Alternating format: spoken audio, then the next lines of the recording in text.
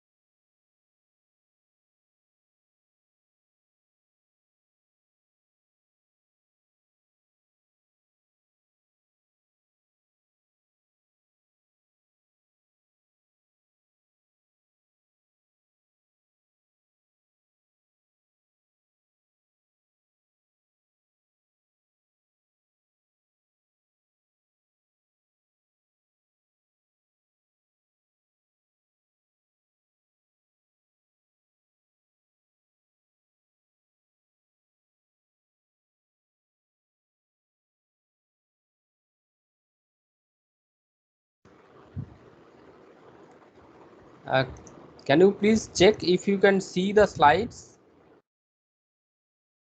Yes, sir. Okay. Yes, sir.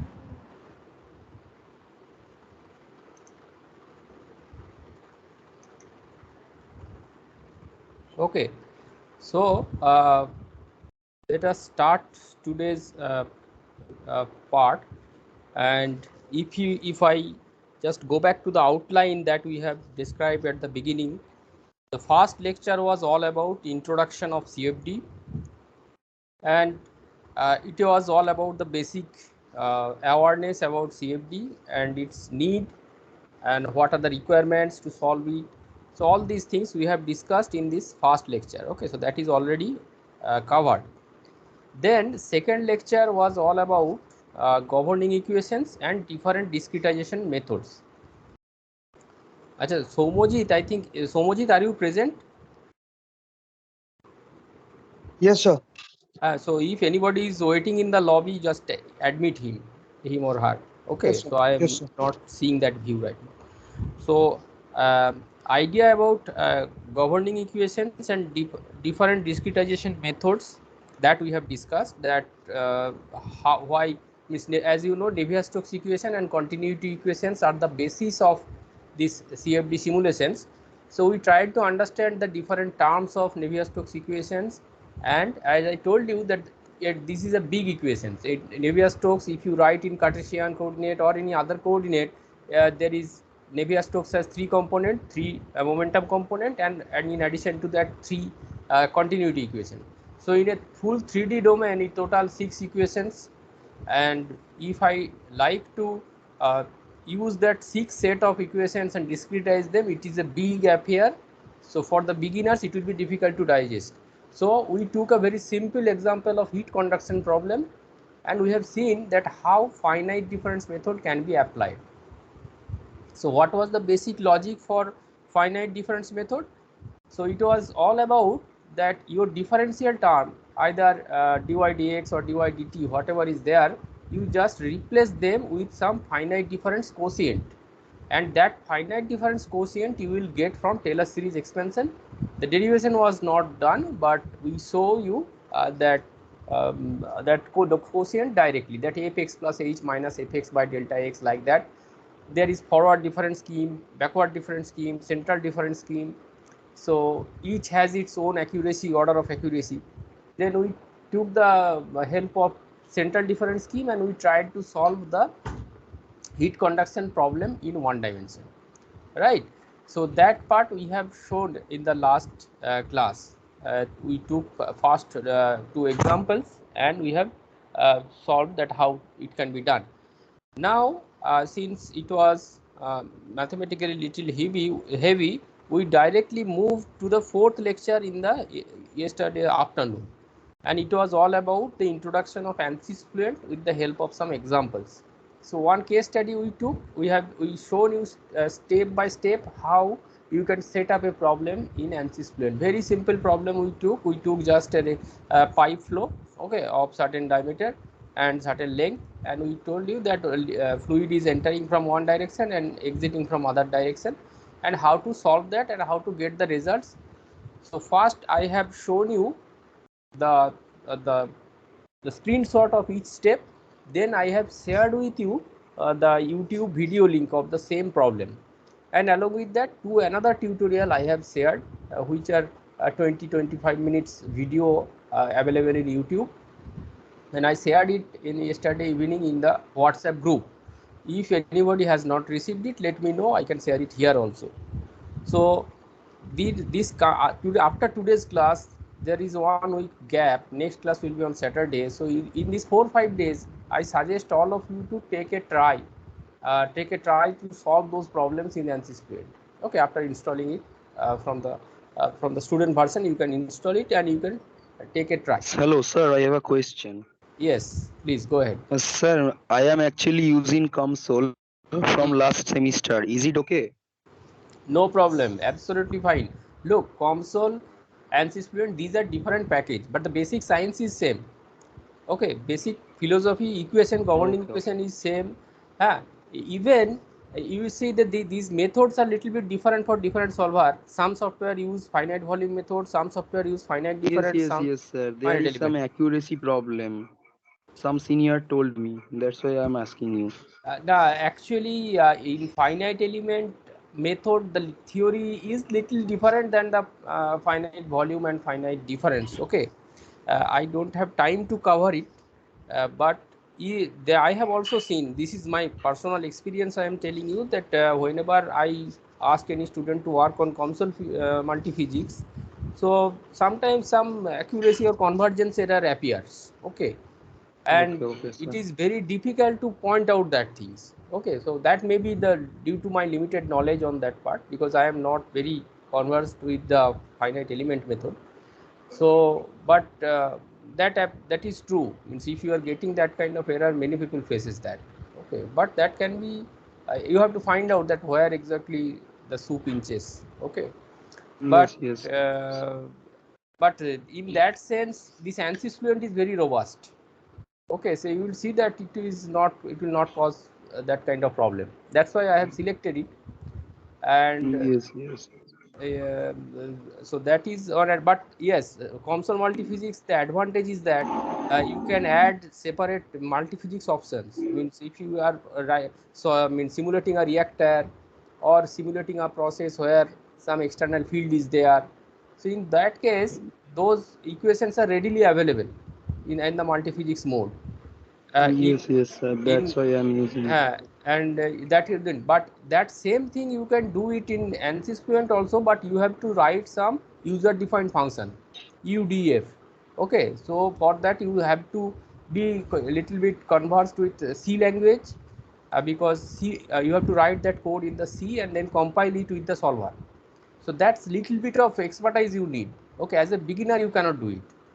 Okay, so if after Yes. spending few months after doing some small projects, then only you can jump towards that, because it is a time taking affair. But if you can do it, it's a good skill with you. Okay, so in ANSYS expertise along with the skill of writing UDF is a valuable experience. Means if you go for anywhere, it will be valued. Okay, so you need to spend Okay, time on sir. it. Okay, so Yes, sir. Okay, sir. Thank you. so I suggest you, if you try and try to solve. There are a lot of CFD forum is there in online forum, so you can post your queries, you can get suggestions, you can solve them. But still, if you struggle, then you can take this other route, ANSYS Fluent along with UDF. Okay, that may work. Okay. So the basic thing is the science is same. The company packages are different. Each has its own limitations and own advantages also. Uh, so, uh, so all of you in this coming week, those who are new, please try these 2-3 YouTube tutorial that I have shared. You try it. Okay, so you can get a feel. Look, this, whenever you are using software like console or ANSYS Fluent, you need not worry about all these finite difference, finite element, etc., because you are not, in no way you are going to do that. Okay, solver will is itself there inbuilt. You cannot see the equation, solver, etc. That is covered. Okay, user cannot see that, but you should know that what is going on. Okay, otherwise, whenever problem will arise, you cannot handle. Okay, small problem it is okay, but if you take a real life problem, industrial problem, then so many issues will come up. So if you don't have any knowledge about this subject, it is very difficult to explore the things. You cannot come out from that. Okay, so that's why I am giving you the mathematical basis as much as possible, although this is a very short span of time to cover a subject like CFD. So I'm trying my best to give you the basic features. Anyway, this is the fourth, and this third was pending yesterday, so we will cover it today, which will deal with, which will tell you what about the finite volume method, because some people says that almost 80 to 85% commercial codes or available codes that you see, mostly they are written in finite volume method.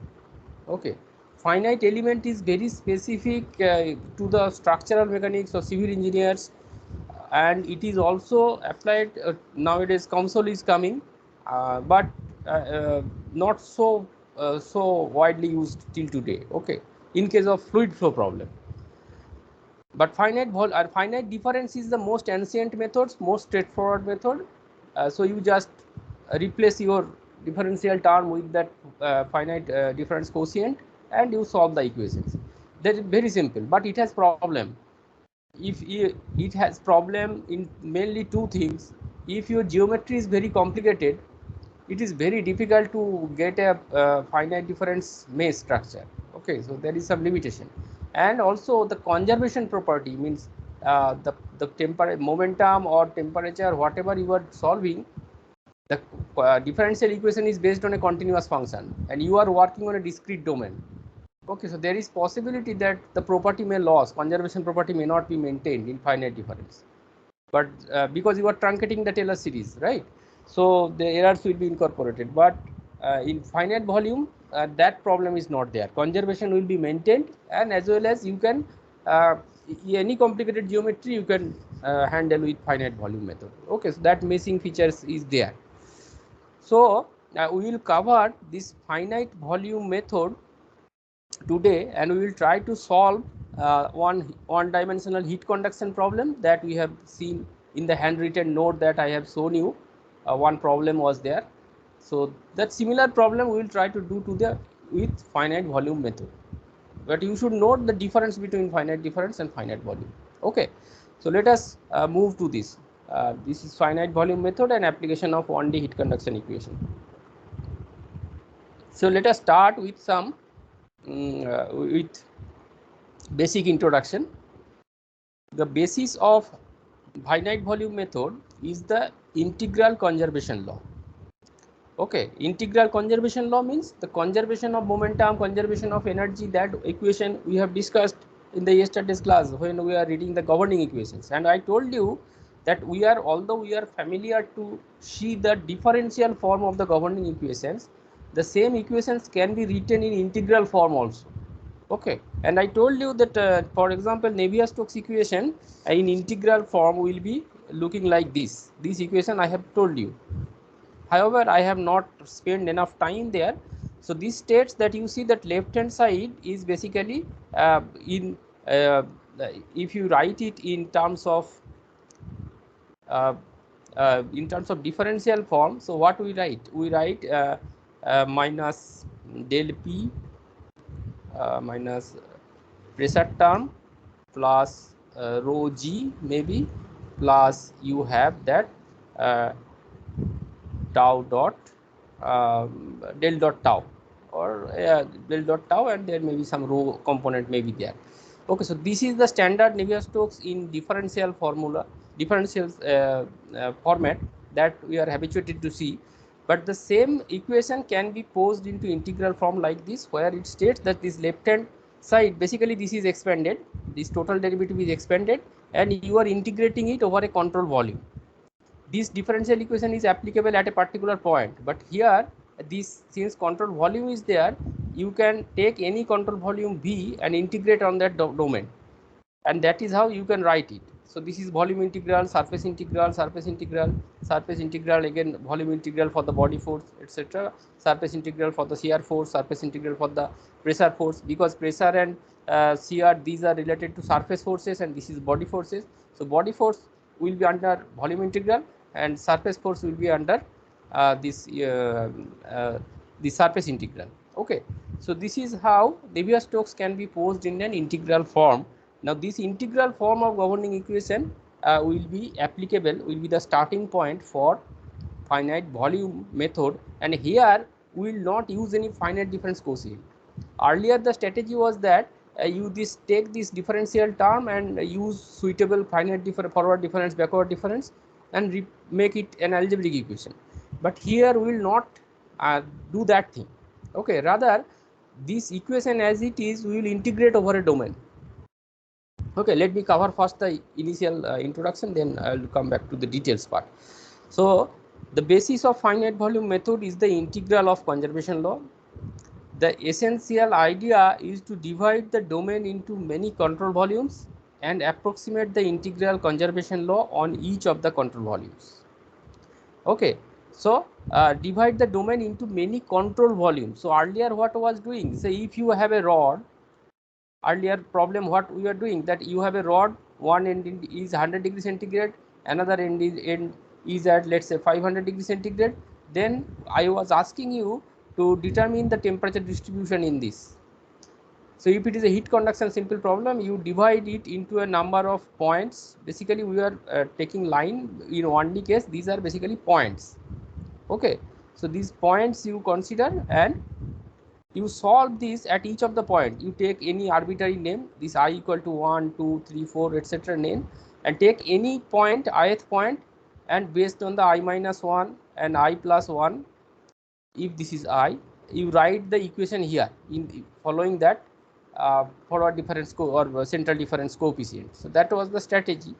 But here instead of distributing this domain into points, we will divide this thing into a number of volumes, non-overlapping control volumes.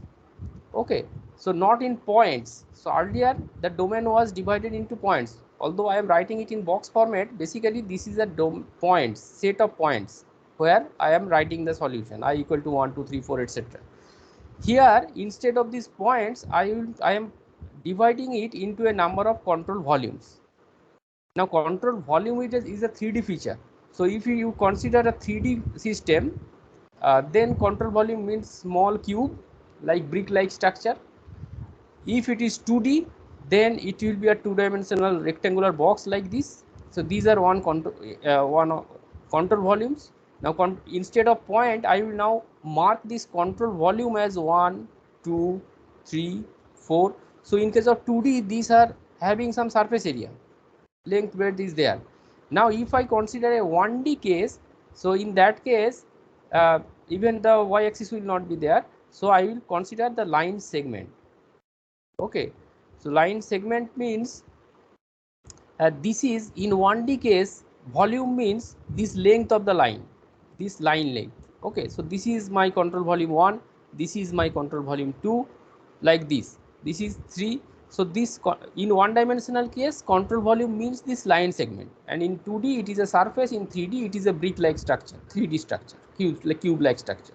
Okay, so the difference is that in control volume we are considering the entire length in 1D, whereas if you think of your finite difference, the same domain we are just considering some points only, and we are solving the equation on each of these points. Okay, and here we will solve the equations on this segment, not on the point, on this segment. In 1D this is the length, in each particular length we will solve the equation. So the essential idea is to divide the domain into many control volumes. So these are the control volumes, and approximate the integral conservation law on each of the control volume. Then on each of this control volume I will try to apply this integral form of equation. That means this equation will be integrated on this entire domain. Now for 1D it will be a single one derivative, means single derivative, simple integral, and for 2D surface it will be a surface integral, for 3D it will be a volume integral. Okay, so depending on your system you need to do that, but the difference is that finite difference, it was solution of the equation at a particular point. Here the solution of the equation in a particular domain, you have to integrate the whole equation inside that domain. Okay, so so that is the difference between finite volume and finite element. So few more introductory points. Let finite volume method is one of the most versatile discretization techniques used in CFD, and based on the control volume formulation of analytical fluid dynamics, the first step in the finite volume method is to divide the domain into a number of control volumes, where the variable of interest is located at the centroid of the control volume. Okay, so you see that first step of the FVM is to divide the domain into a number of control volumes, as I was mentioning, where the variable of the interest is located at the centroid of the control volume. Okay, so if let's say if there is a two-dimensional domain like this, and I have these control volumes, so we have to solve it, and you have to store the variables at the centroid, at the center of this each of these volume. Okay, so at the center of each of these volume you can store each of the like you have to store the value, velocity, pressure, density, these different parameters you have to store, so that you can keep at the center of that volumes. The divided domain is usually called grid or computational domain or simply the mesh. So this is the nomenclature is same for finite difference also. This is called grid and this is called domain. So be it whatever be the geometry. So so the idea is that let's say you have a rectangular geometry like this. Okay, so for example that fluid mechanics, that fluid flow problem that we are seeing in ANSYS point. So basically how to mesh it.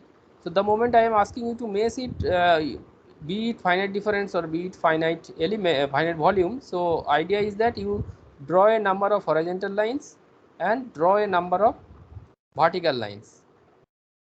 So if these cross section points of these horizontal and vertical lines are known as node, each of the node point. Now in case of finite difference, we will consider only on those intersection points we are interested. In case of finite volume, we will consider the entire cell area. Okay, because I have to solve the equation, integrate the equation on that control volume. So the entire volume will be our point of interest. So both the cases the theme is same. Now whenever we are talking, let me discuss little bit of grid structure. Now if grid mesh or gridding, whatever you tell, this can be of two type. One is called structured grid. Okay, structured, and another one is called unstructured. Okay, so what is structured and what is unstructured grid? If you have a domain like this, and if your all of these lines are at equal distance, okay, horizontal, vertical, or are at very uniformly distributed, then this is called structured, because each of the points are distance between each two points is same, each two intersection point is same. So this is called structured grid. And there is sometimes unstructured grid. Unstructured grid means what? Let's say you are solving a fluid flow problem where fluid is entering from this direction and exiting from this other direction, and you will see that your interest mostly will be lying very close to the wall, because very close to the wall you have boundary condition, you have no slip boundary condition. Okay, so boundary layer is a very important aspect in fluid flow, as you know, because in this boundary layer lot of heat transfer, mass transfer, whatever you think of, boundary layer is the controlling factor. If you can change the thickness of the boundary layer, it will have impact on the overall transport process. So in CFD also it is very much needed that you simulate the boundary layer very precisely. So precisely means you need to use very fine mesh there, but the fine mesh is not required maybe at the internal bulk flow. Okay, so where you can use coarse grid. So the strategy in that case is known is like this: you just use some very small fine lines here at near the walls, and then as you move from the walls, then you take uh, lines at a larger distance. So here it is similarly, you take lines here. So here you will see that the distance between the points at near the boundary is small, and near the bulk it is more. So this is an unstructured grid, not structured, right? Similarly, whatever I am telling is only rectangular mesh. The mesh can be of different shape. Triangular mesh is possible. Okay, mesh can be sorry. So mesh can be of this kind of triangular shape. Okay, this can be hexagonal shape like this. Okay, tetrahedral shape is possible. So different type of shapes is also possible. Again, it is not necessary that you need to use this triangular mesh in the entire domain. So there is possibility at some cases you use rectangular mesh, some cases triangular mesh to adopt the different geometry. Different geometry may be of various nature. Okay, it can be curvature may be there. So adopt those things, you can use different type of mesh element. Okay, so rectangular, hexagonal, cuboid, so different shapes are possible, and based on that to accommodate your domain. Now this quality of mesh, this is called quality of mesh. Now this quality of mesh have some impact on the solution. In ANSYS Fluent, whenever we were seeing yesterday, if you remember, one of the step was there, check mesh. Okay, so mesh quality needs to be checked. So that option is actually very important when you are using very big scale problem. So you have to be sure that your meshing is proper.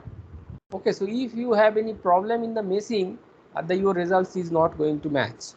Okay, so these are very uh, technical things. So if you are working on a big problem, then you need to take care of those things. Okay, so you have to very much careful about the meshing part. The size of the mesh is again important part that I will come at the end of this lecture. The size means what? So whether if in this domain you can take 100 points, I can take 1000 points. So what will be the better? What means, what are the optimum steps? So that how to determine that we will see at the end. But these are little bit discussion about the meshing, which is common both for finite difference and finite volume. Okay. So this is meshing. Then next step is to integrate the differential equation. After creating the mesh, you will need to integrate the differential form of the governing equation over each of these control volume. Okay, so that will give you the integral form basically. So if you integrate the differential form of the governing equation, you will get the integral form of the governing equation. And integral means you can integrate it. Now integrate over which? Over the entire control volume. Now theoretically, this is accomplished with the help of Gauss and Stokes theorem. So Gauss divergence theorem and Stokes theorem, you have read it in mathematics, right? Here it has a beautiful application. So how to change from volume integral to surface integral, that methodology is shown in that Gauss divergence theorem or Stokes theorem. Okay, so that is deployed here. We will see it later, and we can formulate the problem. Now interpolation schemes are then assumed in order to describe the variation of the concerned variables between the cell centroids. So what I was telling that you have to store the after integrating the equation, the variable whatever you are getting, that you store at the center position of that each of this control volume, right? So here I'm indicating here that at the central points you are storing the value. Now your result is obtained at suppose this is control volume 1, this is control volume 2. So your value is known here and here, but you don't know what will be the value of that variable at this intermediate position. Okay, so you need to interpolate that. So whatever, let's say if at this point temperature is shown at 100 degrees centigrade, and at this point it is 110 degrees centigrade. So from 100 to 110 you need to interpolate. Now how to interpolate? Do you consider as linear interpolation, or you can take a cubic interpolation? So that is again a trick, that what kind of interpolation between these 2 points you will consider. Okay, so these everything you will see that in the Fluent setup options, when you are setting up the problem, these options will be given. Okay, what kind of interpolation method you like to implement. So this is that thing, that interpolation part. Then last point is the resulting equation is called the discretized or discretization equation. Okay, so after integrate, for posing it on that integral form and solving it, whatever you are getting will be a set of algebraic equation basically. Okay, so that is called discretized equation or discretization equation. This equation is basically an algebraic form of the governing and transport equation, and in this manner, the discretization equation expresses the conservation principle for the variable velocity, pressure, temperature, etc. inside the control volume. Okay, so you will see that both in finite difference and finite volume, after discretization you are basically getting a set of algebraic equation. Then the solver is same, so you are getting a matrix Ax equal to B with a set of huge number of algebraic equations that you need to solve either with Thomas algorithm or Gauss-Seidel or Gauss elimination method, whatever is your method of choice. So that you adopt and you solve it. So find, you see that there is symmetry. The first you have geometry, then you discretize the geometry. The discretization method is different. In finite difference we are considering point, in finite volume we are considering some volume or area or length based on the dimension. Now the integral equation you solve at each point, you apply it at each of that domain, then you will get a discretized equation. That means a set of algebraic equations. Now once you get the algebraic set of equation, again the method is same, you can go ahead. Okay, so this is all about. Now a few more things are there. The most compelling feature of finite volume method is the resulting solution satisfied the conservation of quantities such as mass, momentum, energy, species. Okay, so these are important parameters which we need to conserve. This conservation property is not very good in case of finite difference method. Okay, so because finite difference you are solving everything at certain points, and with the help of that truncated Taylor series, so each point you may lose some of the properties, so conservation may not be valid. But since here you are integrating over the entire volume, in case of finite volume method, so integral system will remain conserved, because whatever is there it will be remain in that particular domain. In the second domain again it will be conserved. So even in case of large big size grid also, the conservation will be of these quantities will be maintained. That is a special advantage of finite volume method. That's why in fluid flow it is very much preferred, and this is exactly satisfied for any control volume as well as for the whole computational domain. Now for any number of control volumes, so that is the speciality of control volume. Now let's say you have a total momentum, okay, of a system. The total momentum has to be conserved, right, from the basic physics point of view. Now if in finite difference, due to the numerical procedure, if you lose some of the momentum due to the truncation, etc., so that is not desirable. That's why finite volume is adopted. And then third point, last point is even coarse grid solution exhibit integral balances. Okay, so coarse grid means the grid, if the grid is very fine, then it is called fine grid. Okay, very fine. Now it can be very coarse like this. So this is coarse means big size grid.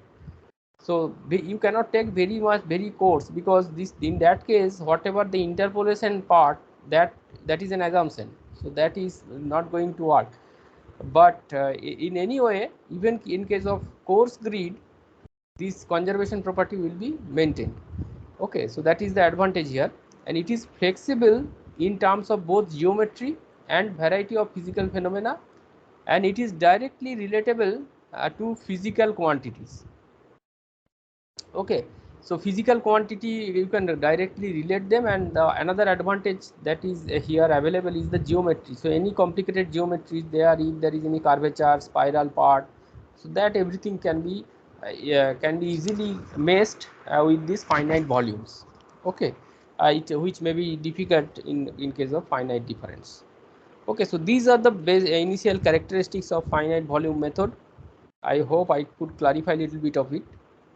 But Yes, you need to spend some time on it, you need to think on it to grasp the idea, those who are beginner. Okay, so those who have done little bit course of numericals and advanced fluid mechanics, for them it may be easy. Now I will demonstrate the method. Okay, for example, in the last class I was taking some one or two problem, one heat conduction problem, or in a fin type of problem I have shown. Here also I will demonstrate it with the help of some example. Now again, if I show that example with the help of Navier-Stokes, it will be a great task. Okay, means you cannot understand. So better let us simply take a very simple equation as we did in last class. So consider the governing equation for any arbitrary flow variable phi. Okay, so this is a general transport equation. Okay, this equation, this is for any arbitrary variable phi. Now this phi can be temperature for energy equation, phi can be momentum in case of Navier-Stokes equation, it can be only mass in case of continuity equation.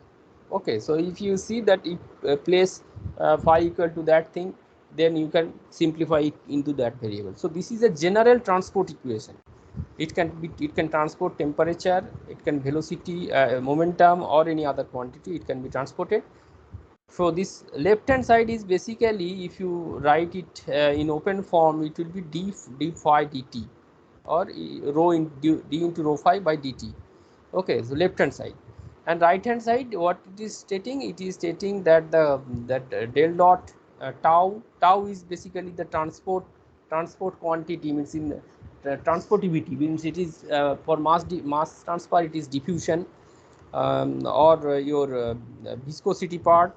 Okay, so that viscous effect is stored here, and this is a source term. Okay, so which can be take care any additional force if it is involved. Okay, so this is the temporal part, and this is the convective part, and this is the diffusive part, and this is source part. So this is a presentation of the Navier-Stokes equation in one way. Okay, but it is general, it can be applied for anything. So from here you can all go to Navier-Stokes equation, you can go to continuity equation, you can go to energy equation. So this is a general format, and now we are doing some assumption. We consider that when the unsteady and convection terms are neglected. To simplify the equation, we are considering that it is a steady state. So now unsteady term is what? This is the unsteady term. So we are considering a steady state equation first. So this will be 0, and we are also neglecting the convective term. So convective term is this one. Okay, so this is the a difficult term, non-linear part it is. So this is also we are neglecting. So what is remaining? Only this right hand side, which is equal to 0, that is del dot tau del phi plus s phi is equal to 0, where tau is the diffusion coefficient. Okay, diffusion coefficient for mass transfer, viscosity for momentum transfer, etc. And s phi is the source term for the flow field variable. So it can be any other force field. Okay, gravity, etc. That thing we can come into this part. So let us consider this simplified equation. Okay, so if you consider phi equal to t, so if you consider phi equal to t here, you will see that this will give you del 2t plus del x square plus s phi will be equal to 0. Obviously this diffusivity for thermal case will be equivalent to conductivity. So this will be the equation k d2t dx square plus s phi equal to 0. So we have solved it without this source term. We in the last class we have not considered this source term. Only k d2t dx square will be equal to 0. So this was our starting point, and we have discretized it using central difference scheme in the last class. Now here we will keep this source term intact in this particular problem, and we will try to solve it using finite volume method. Now this is the differential form, right? This is differential form. In equation 2.4, this is equation 2.4, is integrated over a control volume. By applying a Stokes theorem, the control volume control volume integration can be expressed as. So if in finite volume method, what we are doing, we are just if this is a one dimensional case, then in one dimensional finite volume means a particular length, right? Particular length of the domain. So I have to integrate this equation in this particular length. here I have to integrate it. So I will simply put an integral sign on this, that will be equal to 0. So this is the integral form. Now if the over the integral over the control volume, this is general representation. So we consider if it is applicable for 3D. So control integral over that control volume into del dot tau del phi dv, where dv is the volume of that control volume, plus this s phi is there, control volume integral of s phi into dv. dv is the control volume again. Now this will be equal to 0, and this particular term can be converted to surface integral with the use of Stokes theorem. Now Stokes theorem, you have read it in mathematics. It is basically a method for converting volume integral to surface integral. Okay, so that is what it is doing with the help of the normal vector. So del dot tau del phi into dv can be converted to n dot, n is the normal unit normal vector, into tau del phi into dA. So instead of now control volume, you are getting area dA. Okay, so control volume to surface integral, and we are keeping this volume integral of this source term as it is. Okay, so this is another form. So where V is the control volume and A is the area bounding the control volume. Okay, so A is the area bounding the control volume, and consider the steady state diffusion of property phi in a one dimensional form. So now this is a vectorial form, vector representation applicable for 1D, 2D, 3D, anything. So we will now consider 1D to simplify it. Okay, so in the next part, here is the representation. So you in a one dimensional, it will be only a line sort of thing, right? So volume in a 1D can be posed as a line, right? Now this line, now how to, you again have to take some points, and these points this is the center of the volume. So each control volume is basically bounded by two surface. So here this shaded area, this area is basically a control volume. So this is one control volume, this is another control volume, this is another control volume, like this. And each in between the central points of each of this control volume is basically the node points. It is called nodal points. These are the nodal points. So this figure shows the control volumes for one dimensional steady state diffusion problem. So that whatever we are saying, that phi a, these are the boundary value, phi a constant one value will be given, phi b one value will be given, and we like to solve that equation in this entire domain. And each domain I have to integrate that equation in this domain, like that we have to do that. And this is the governing equation. In earlier it was the vectorial form, there was no nothing was given here, it is just del dot form. Now in one dimensional, in Cartesian coordinate, I can write it ddx of tau d phi dx plus s equal to 0. This is now the one dimensional Cartesian coordinate, the governing equation for this particular case, and this is my domain. Now we need to find out this P. There is some standard this how to identify this control volume, that we will see in the next slide. So before that, let us discuss the discretization part. So the first step after, so as I told you in the last class also, that what is the first step? First you identify the geometry, then you need to fix the governing equation. So that two part is done. Now third part is the discretization or grid generation, right? So that we will see now, grid generation part here. So the first step in the finite volume method is to divide the domain into discrete control volumes. Okay, each node is surrounded by a control volume. Each node is surrounded by a control volume or cell.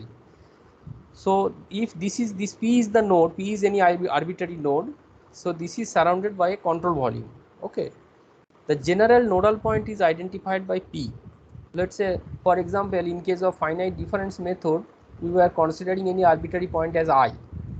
Then with respect to I, the right hand side was I plus 1, the left hand side was I minus 1.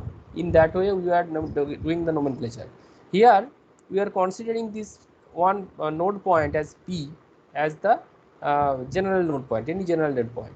So its neighbor in one dimensional geometry, the nodes to west and east are identified as W and E respectively.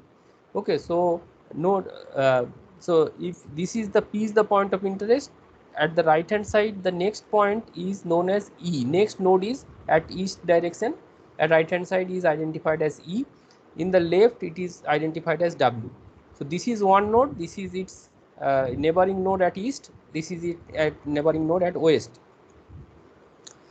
Now the west side face of the control volume is referred by small w, and the east side control volume face is, now I know although I am taking volume in 1D is basically a line. Okay, so the control volume surface means this one. Okay, so in 3D it is a face, but here in this case for this control volume the face is this small w, which is intermediate between this P and W, and similarly at each side it is the intermediate points between capital P, capital E, and this is denoted by small e. So west side face is W, this is one face and this is another face, and this face is bounding this control volume. Now the distance between the node W and P and between the nodes P and E are identified as del W, del X WP and del X WE. So the distance between these P points and E points is denoted by this delta X PE, and this is delta X WE.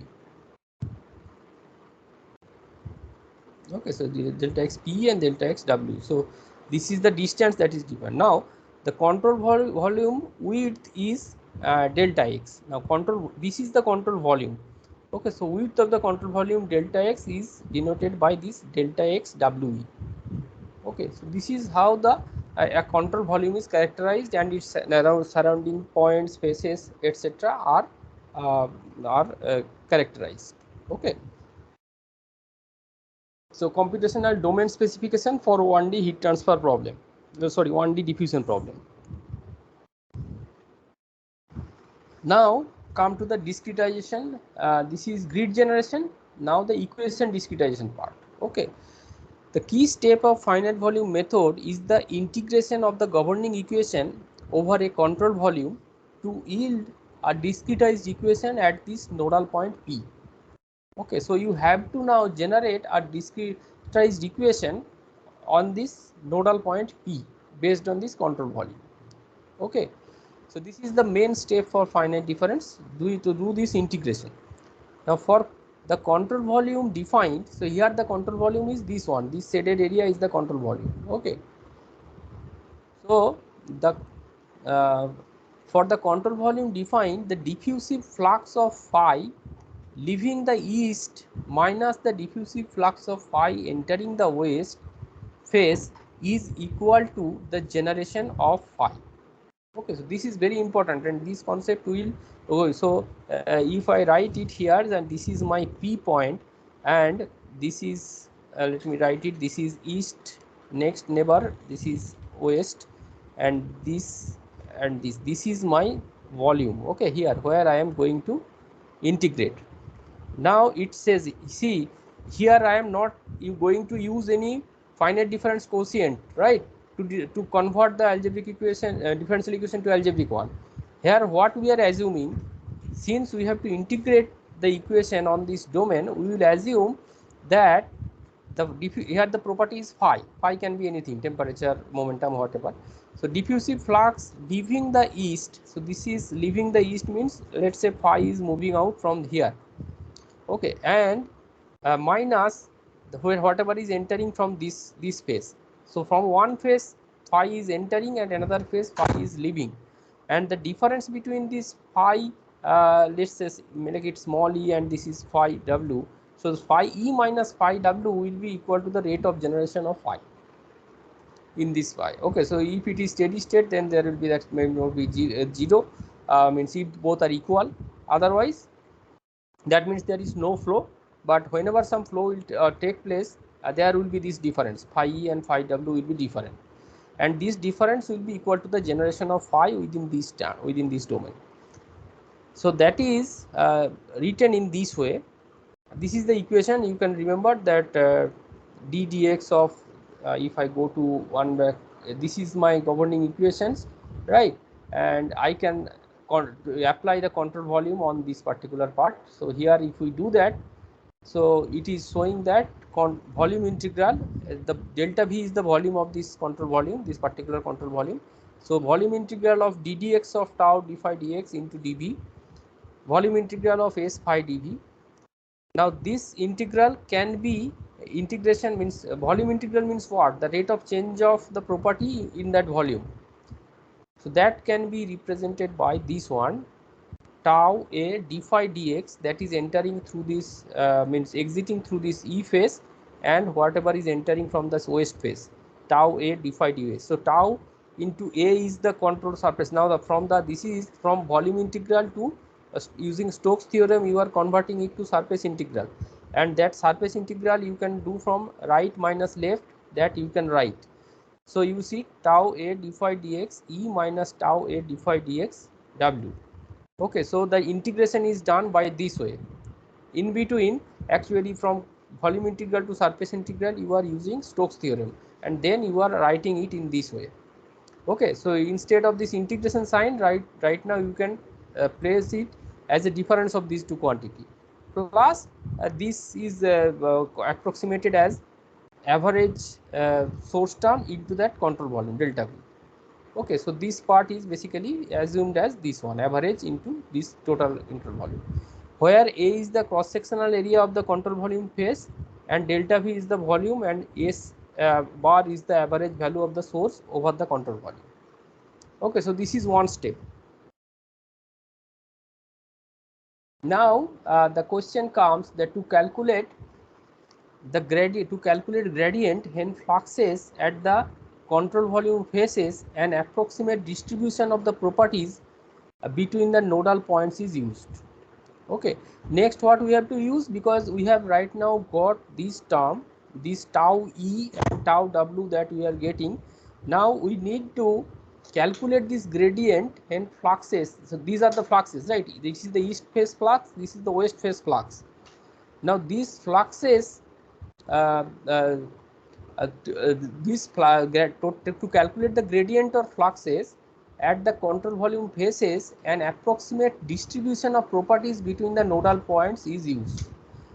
So you have, so if you like to calculate, you have to take a distribution between the two nodal points.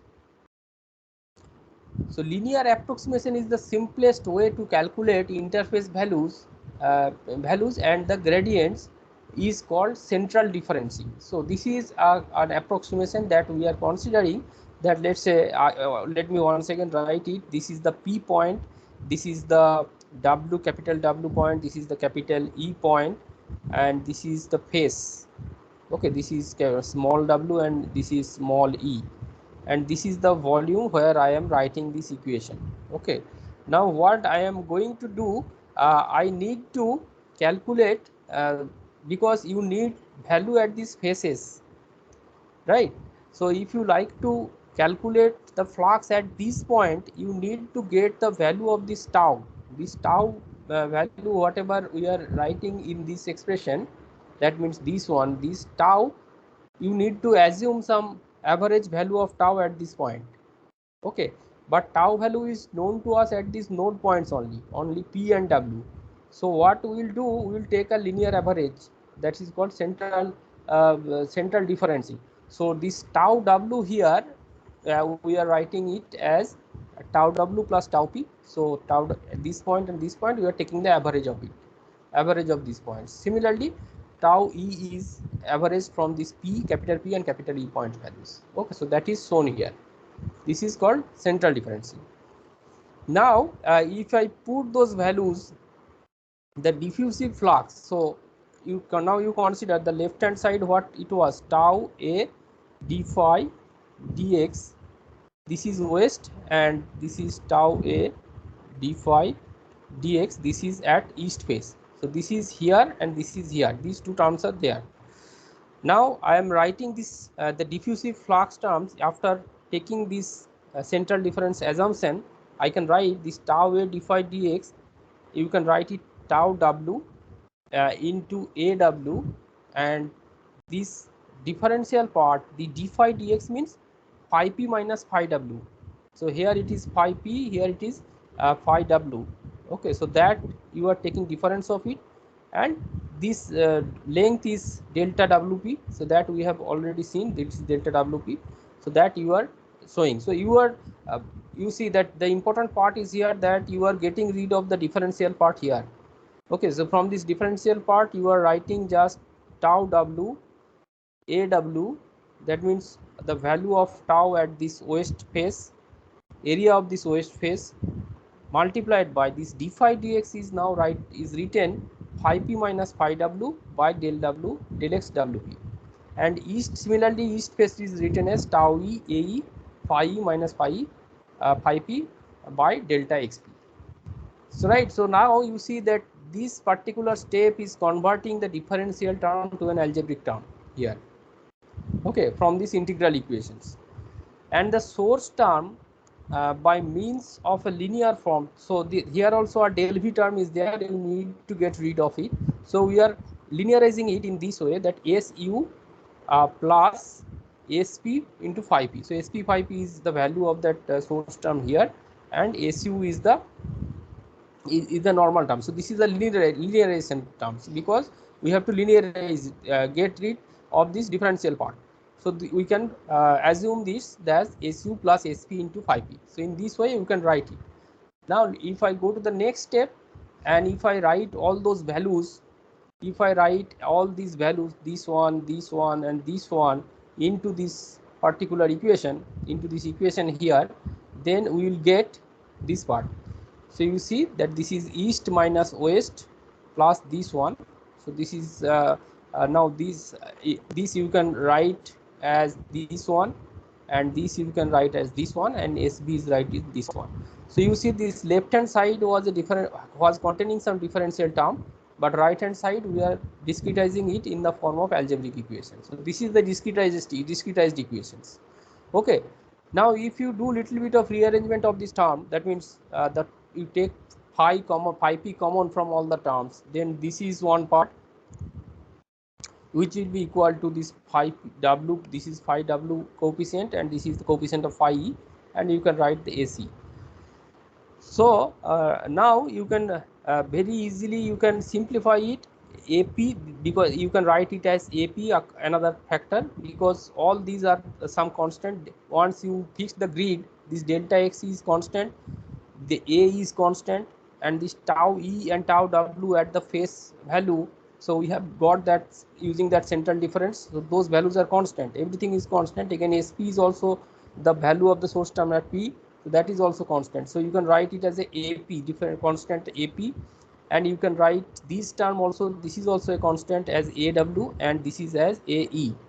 So if you write it, then you will get a very simple equation. So you just write some function in the code for this particular group of parameters, then your equation will be ap into phi p will be equal to aw phi w plus ae phi e plus acu. So absolutely it's a linear algebraic equations where aw is this, okay, and ae is this, and ap is equal to aw plus ae minus sp. Okay, so this is how we are getting a simple algebraic equation like this from these integral equations, okay, without using any finite difference coefficient. Now you apply the boundary conditions. This is same as the earlier case. The discretized equation must be set up at each of the nodal points in order to solve the problem. Now this p is an arbitrary point. Now it can be 1 2 3 4 any number of grids. So for each of that grid you can write this equation like this. So discretized equation must be set up at each nodal points in order to solve the problem. For control volumes that are adjacent to the domain boundaries, the general discretization equation is modified to incorporate the boundary condition. The resulting system of linear algebraic equation is solved to obtain the distribution of the property phi at the nodal points. Okay, so this is all about the methodology. The things whatever I am saying will be very clear if I take this example problem that we have done in the last class. Okay, the same example problem, that the equation governing one dimensional steady state conductive heat transfer is ddx of k dt dx plus s. there nothing is there. We have considered phi equal to t in the earlier setup. Okay, so how to do that? So we are framing a problem now.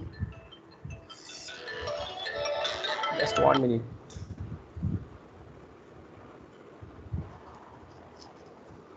বলছি হ্যাঁ আমি একটা class নিচ্ছি পরে পরে করছি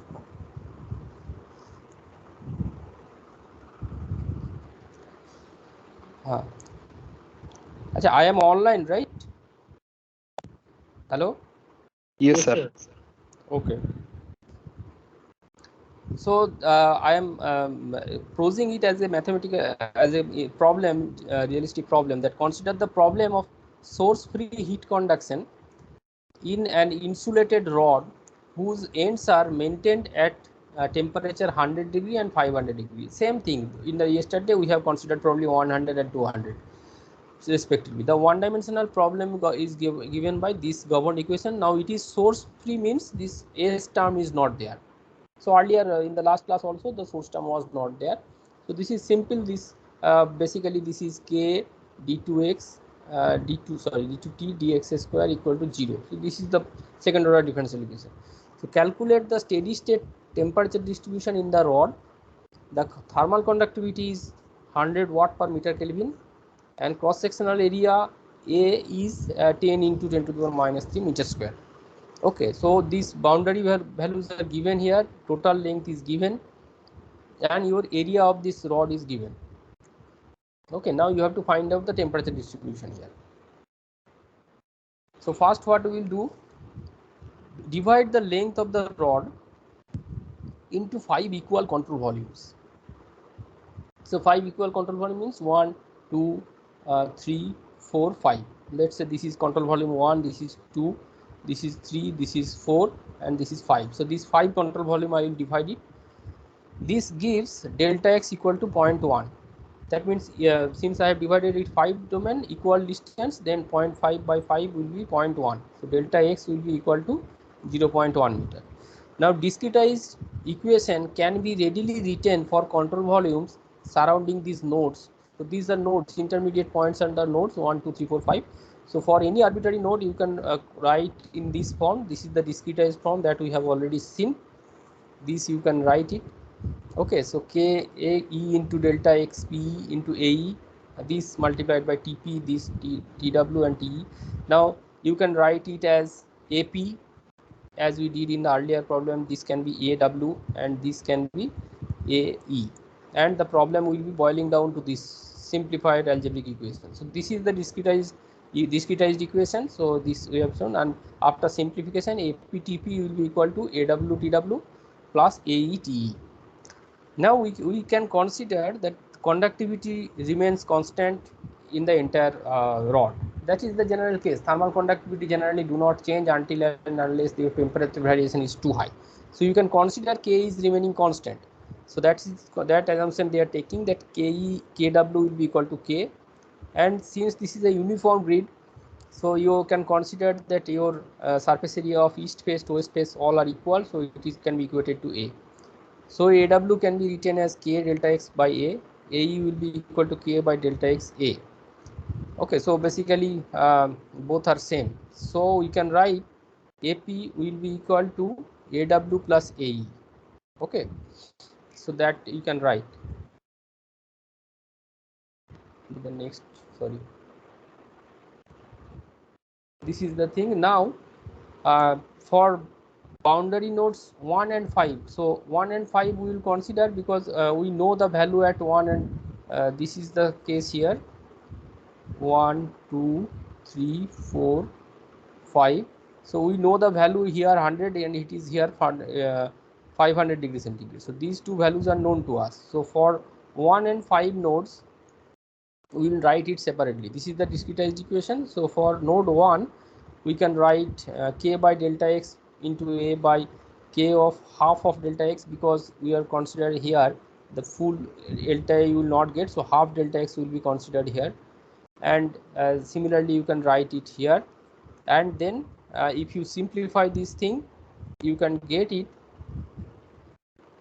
as this is the value. So why 0 tw What was the boundary condition that is given in this problem? 100 and 500, right? So this you simplify, you can get this point. After that, you can 0 into Ka,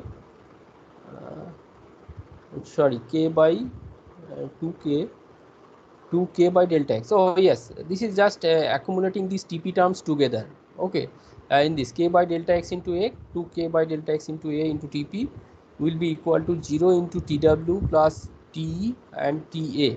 So this is for this particular cell number 1. Okay, similarly for 5 node, you can write it in this way. So this 1 and 5 can be written in this way, and if we compared with the general terms, then general equation this, then your AE will be equal to 0, AW will be equal to this, and these are the things SP and AKW. So from general term you can compare with these things. Now that the value for each discretized equation, now for node 1 and 5 I have shown. For 2, 3, 5 you can write these things. Okay, so you can tabulate all these properties, and you can set up the set of equations. Okay, so this is equation number 1 for node 1, this is for 2, this is 3, 4, 5.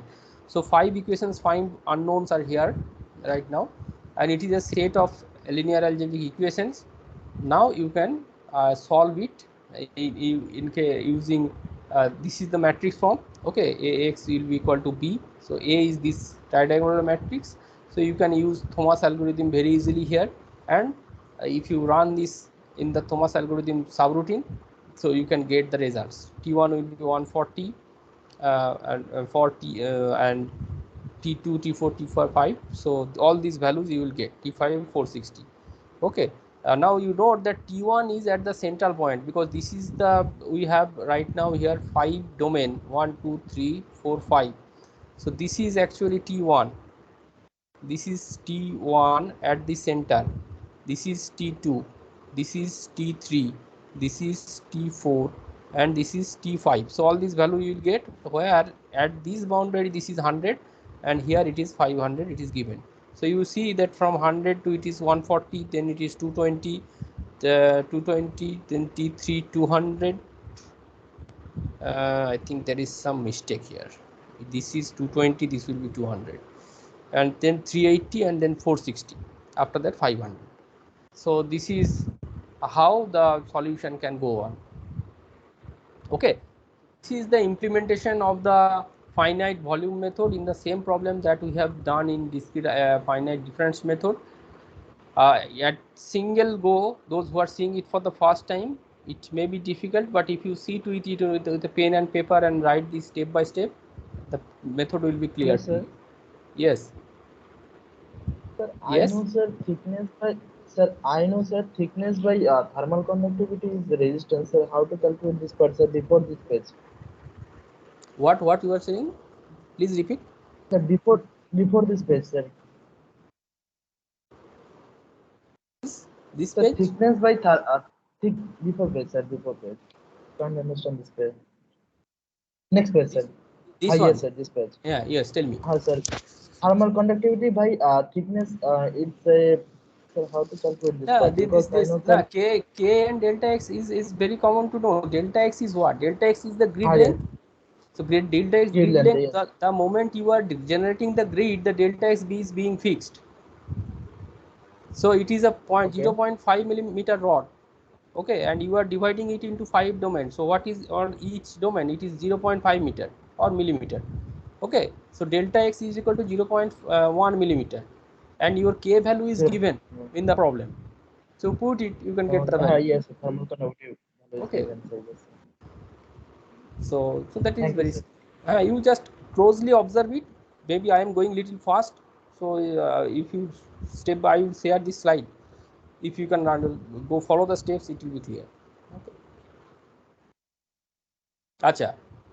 This is all about the finite volume implementation part. So yesterday you saw the finite difference, and today we are seeing the finite volume part to show you that how numerical process goes on for a partial differential equation, not for Navier-Stokes. We are not yet covered Navier-Stokes. That will be done in the last 2 classes. This is just simple partial differential equation. That is what I am showing. Okay, to make you grasp the idea that how this kind of equation can be solved in a computer. Okay, these are heat transfer problem. Fluid flow problem will be dealt with next class. But before going to that part, I will cover two small concepts which will be very important. First one is numerical errors. Okay, so I was talking about this thing. Numerical errors means whenever you are taking numerical route to solve any equation, there are some errors that are easy, that will come as an inherent part. Okay, you cannot avoid them. And there are two major type of errors. One is called round off error, another one is called truncation error. Now round off error is what? Computer, let me first read it, then I will explain. That computer represents numbers in finite number of digits, and hence some quantities cannot be represented exactly. The error caused by replacing a number by its closest machine number is called the round off error, and the process is called correct rounding. For example, you have a digit called 8.5329659235 Okay, so this is a big number, it can appear, okay, in any calculation. Now you are depending on the bits of your system, either it is 32-bit or 64-bit machine, the machine has some limitation. Okay, so for example, let's say that your computer can handle up to, after digit, after point, this much digit it can handle. That is the accuracy of the machine. It cannot go far. So what it does, it consider up to this point, and then it see that what is the next point, and it's round off. So if it is 5 and more, then they consider this 3 as 4, and they cut it, okay, round it off here. And this is the, instead of this thing, they are considering with this value. Now a part of error is being implemented due to this round off. A small error is being implemented here, okay, incorporated. Now if there are in simulation, there are actually thousands of steps, lakhs of steps will move. Now this small thing, if we keep on added in each step, then finally it can have a significant value. So the error that is introduced due to this thing is called round off error. Okay, and another thing is that called truncation error. Truncation error is what? Truncation error, also sometimes called chopping errors, are occurred when chopping an infinite number and replaced it by a finite number, or by truncated a series after finite number of turns. So what it is stating that you have, let's say you have a Taylor series fx plus let's say fx plus h will be equal to fx plus what, that f dot x plus 1 by 2 factorial f double dot x, like that it goes on, 1 by 3 factorial 3 factorial plus f triple dot x, like that. This is a series like that, infinite series goes on. Now if you we are what infinite difference, for example, what we are showing, we are truncating this series here, and we are writing it f dot x will be equal to f of x plus h minus fx. I'm sorry, in all these cases there will be a h factor will be there, so that h terms will be there. Okay, so we are truncating the series, but actually fx plus h can be assumed only by this entire series, but we are considering it here, truncating it. Now due to this truncation, since you are not considering this entire part, a bit of error will be introduced in your calculation. So this is called truncation error. So if you like to reduce the truncation error, what you have to do, you have to take more and more number of terms. But more and more number of terms means it is difficult to calculate. Your complex will be heavy, your computation will be heavy. Okay, so that is not always recommended. So your truncation error is one point. Now another way to reduce the truncation error is that you take a very small value of this h value. If you take a very small value, as small as possible, your truncation error will be reduced. But the problem is that the more you reduce this h, means what? If you have a function like this h is basically the grid size. Okay, this grid size. Now if you make it very small, your number of steps will be more. Okay, for example, if you like to integrate from here to 0 to 100, and if you take at 1 centimeter interval 1 h equal to 1 centimeter, then 100 h is there. Now instead of if you take h equal to 0.1, then 1000 things steps will be taken. Now each the more number of steps means more amount of round of error will be there. Okay, again if you take h very high, then your possibility is truncation error. So these two are competing factors. If you take a very small h, your round of error will be go on, and if you take very high h, your truncation error will go high. Okay, so there, so what will be the h? So this h is basically the grid size, okay, or grid size or step size. Now what will be this optimum h? That is a question. So that judgment you have to take based on this error analysis. So that is shown here, that how to take a optimum step size in such cases. So if you see that if this is step size delta x or h, I was mentioning it as h, and if you plot error, then you see that if you increase the h, your round of error is drastically go down.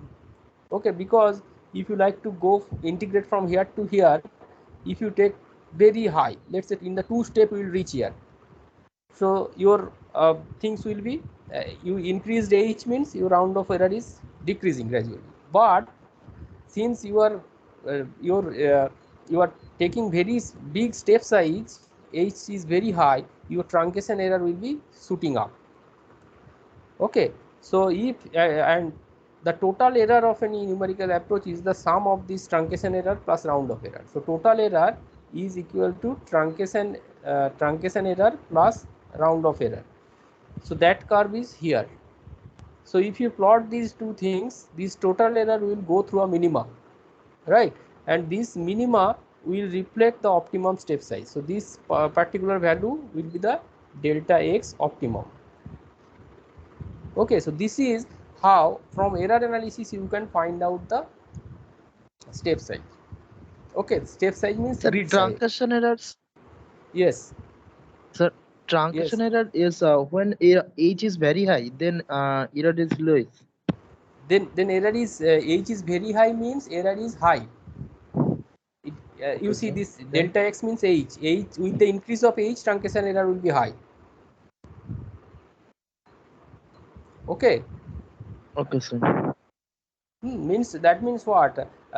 Look, if you consider Taylor series, for example, you consider Taylor series. Okay, so Taylor series what? So if you go move on from this continuous function, so Taylor series can be applied in any function. Let it be it's a arbitrary function. Okay, now this function can be assumed in either you take very small delta h you take, and step by step you go ahead.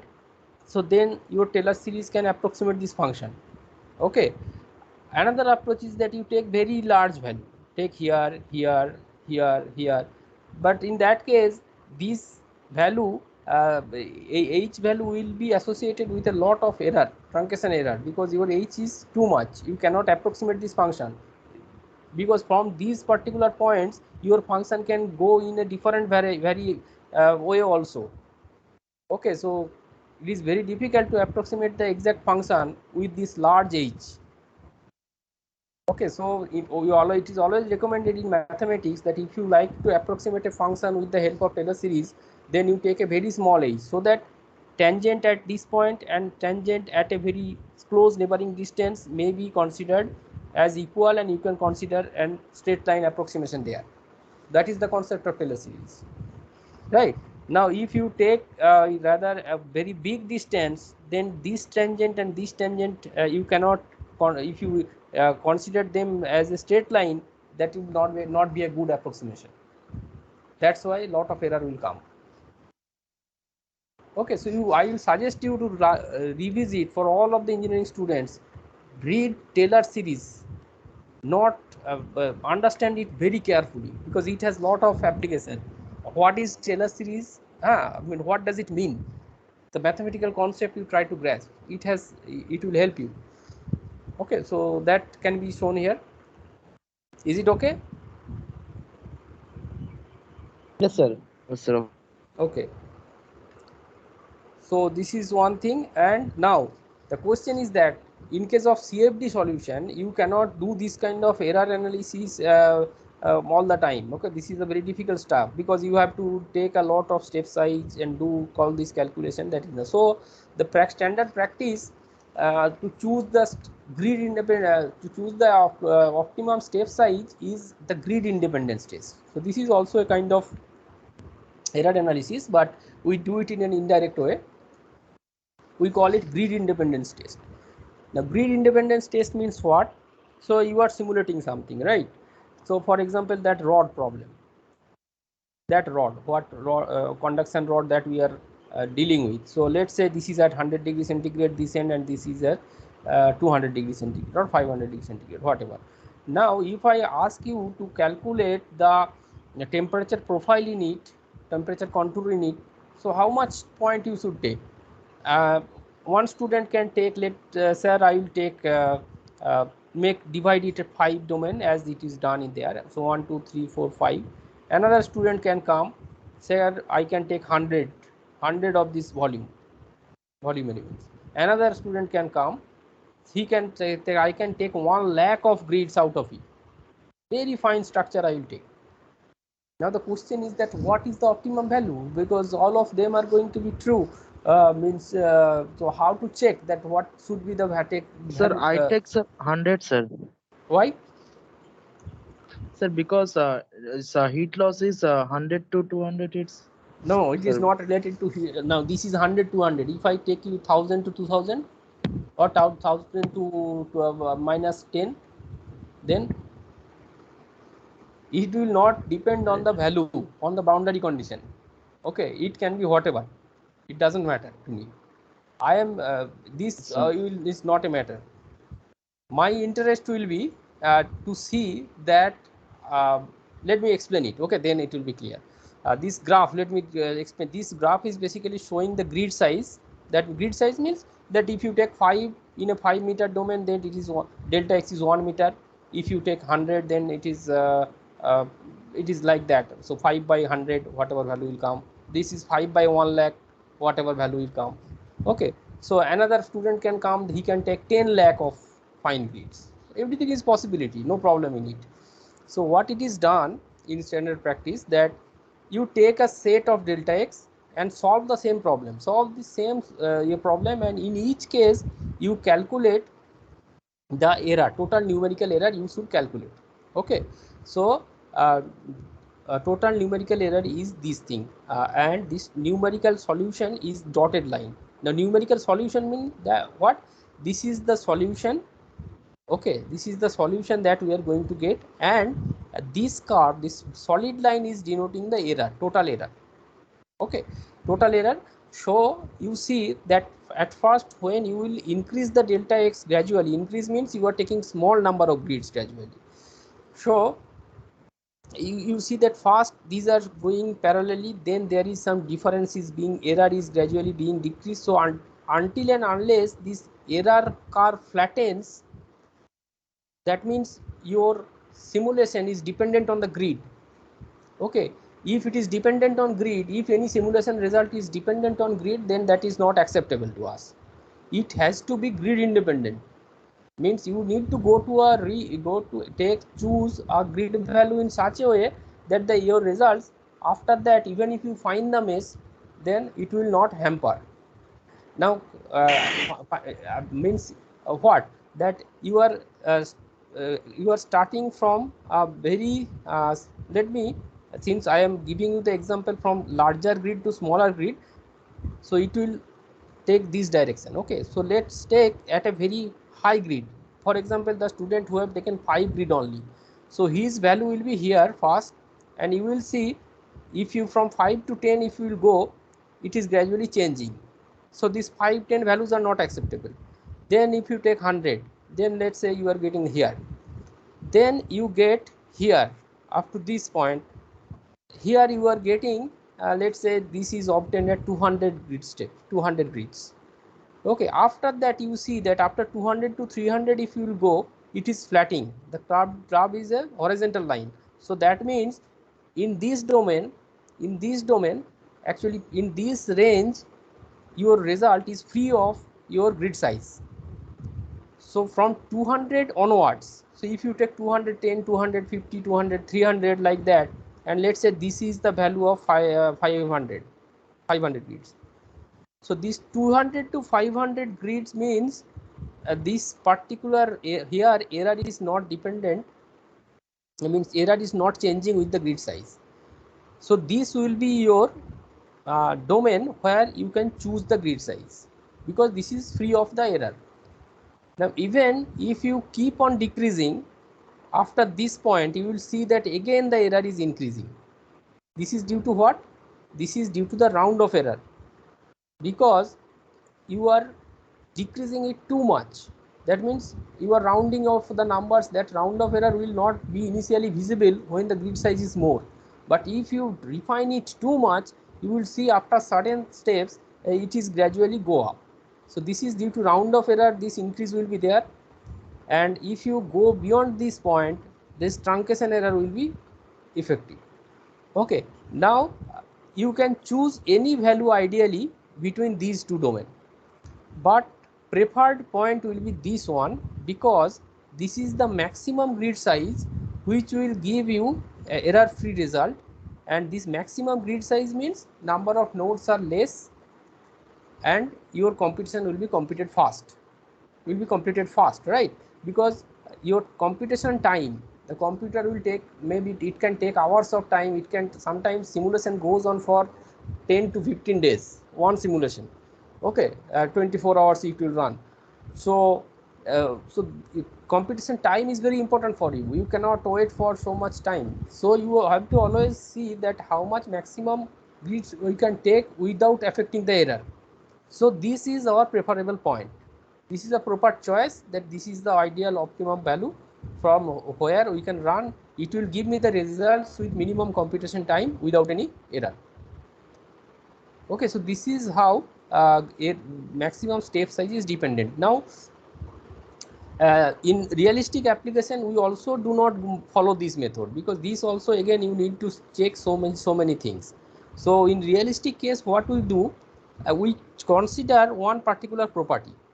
Property means, let's say in this problem I will say that the temperature, let's say consider the midpoint temperature I am considering. Okay, so midpoint volume element temperature I am considering. So I will calculate this average temperature of this mid element at different grid size. Okay, so from very small large grid size I will start, and from very either you start from large grid or small grid, whatever. So you can get a curve like this, either like this, or you can get a curve like this. Okay, so instead of calculating the error, because error calculation is a difficult thing, so we consider any property. Let's say this is here, temperature is the property, so temperature is the midpoint, let me consider is Tm, that we are plotting with x. Now if you change the x, either you will see that the graph may be like this or it may be like this. So any standard property, it may be temperature, pressure, whatever, depending on the case. So you will see that at after certain point this graph is basically not changing with the this value of t will not change with the delta side. So whatever maximum value you can take, you can you need to consider. Okay, so if I see that after this point this is this is not showing any change, I will try to take it here. Okay, so this value will be my choice. So in practical case, without doing error analysis, we can calculate a particular property and find out the optimum grid size. Okay, so this is also very important in whenever you will do some project or any CFD simulations. This grid independent study has to be shown. Otherwise, if you write any paper and submit it, reviewer will first ask you that how I can rely your result, whether it is grid dependent means what? That is a numerical artifact. Okay, so that is the output of the numerical process. It cannot be related to the physical system. So you have to be physically free from the step size. So that is why this is very important for each CFD simulations, that you have to keep in mind. Okay, so that's the end of today's story. It was little bit mathematical, and at the same time I am little bit fast also, I accept, but otherwise I cannot finish it. Now let me open it for question answer. So if you have any type of questions, any type of doubt, don't hesitate, ask me.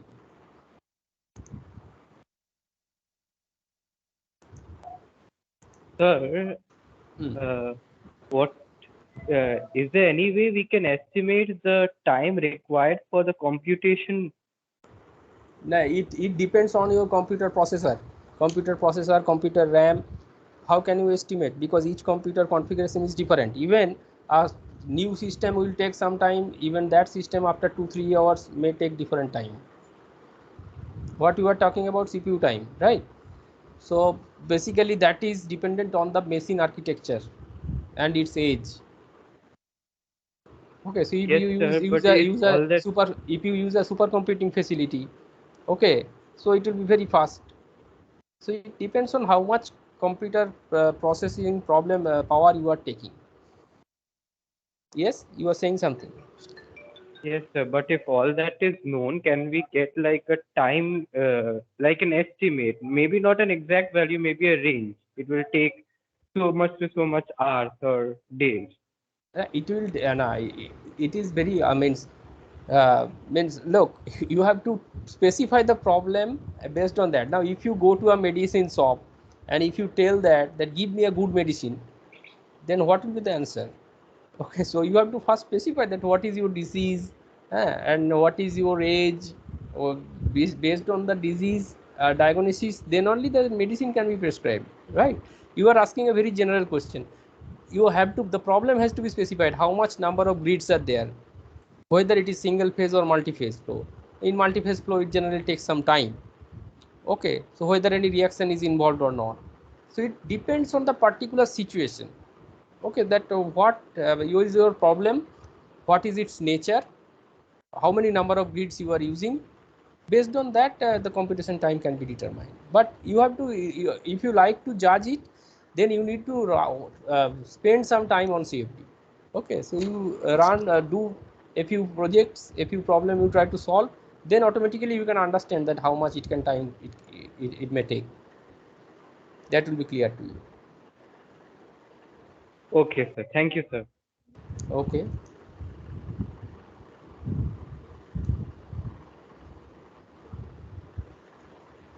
Any more question?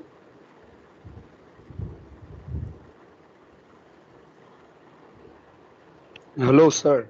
Yes. Sir, I need to know why are we going for mesh when we can solve it actually analytically? You cannot solve it analytically because the equation that I am showing here, this is easy equation. D2t dx square will be equal to 0. That you can solve it, I am not denying.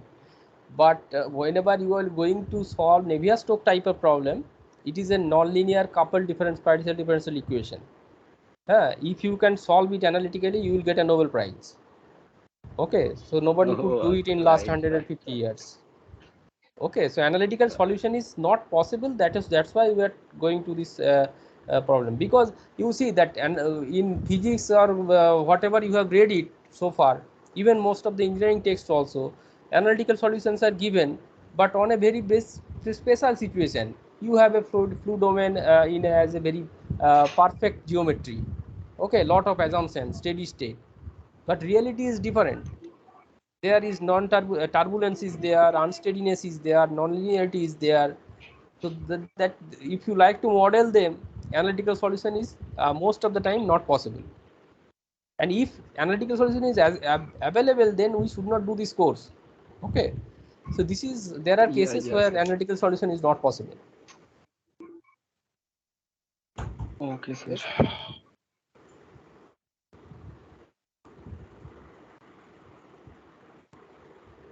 Okay, good question. That is a good question actually. Any more question?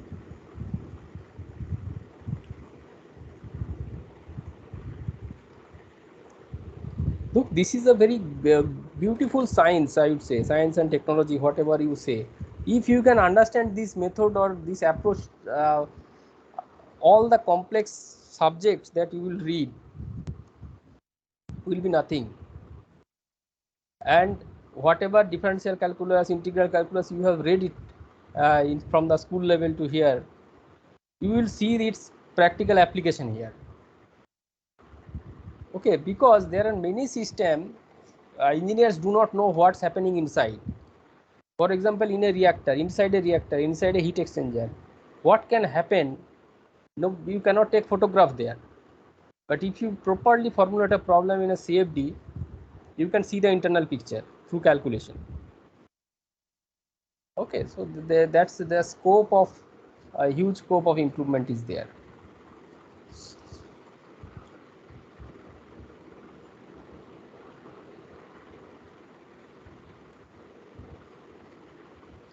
Anything more? Okay, if there is nothing, then I advise you to see this PowerPoint slide I will share in the group, in the WhatsApp group. I will also upload these 3 last 2 days lectures in the YouTube channel, and I will share it with you again, the link. You can revisit it if needed, and you can understand the process. And if there is any questions, you can write me or you can ask me in the next class. So in the next class, we will see that how so far we are using steady state one-dimensional heat transfer equation. We will go fast with an unsteady state problem, how can be solved, because here it is only spatial variation. There temporal variation will also come into picture. So how to handle them? Okay, then some stability criteria we will discuss, and finally we will see that how Navier-Stokes can be solved. We will show you the glimpse of it only. Okay, so with this, if you don't have any question, let us stop. I think, what do you say? Should we stop? It is almost 11:30 is over, crossing the time. Yes, sir. We can stop and continue the next weekend. Next weekend, yes. Okay, thank you. If Thank the you very much participants do for not have your, any further questions. Thank you, sir. yes. Thank you, Okay, sir. thank you very Thank you, much. sir. Thank you. Thank you. Thank you, sir. Thank you. Thank you, sir. Thank you. Thank you, sir.